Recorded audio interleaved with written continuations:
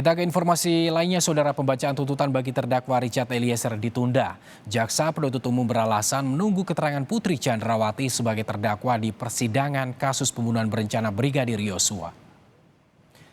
Majelis Hakim mengabulkan permohonan penundaan sidang pembacaan tuntutan bagi Richard Eliezer di Pengadilan Negeri Jakarta Selatan Rabu pagi. Jaksa penuntut umum akan membacakan tuntutan bagi Eliezer Rabu pekan depan.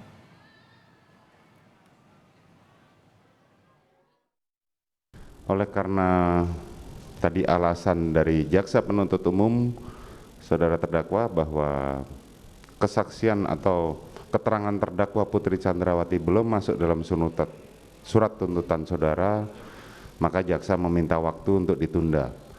Majelis memberikan waktu 1 minggu dari hari ini, jadi minggu depan persidangan yang akan datang adalah jaksa penuntut umum untuk membacakan tuntutan bersama-sama dengan terdakwa yang lain.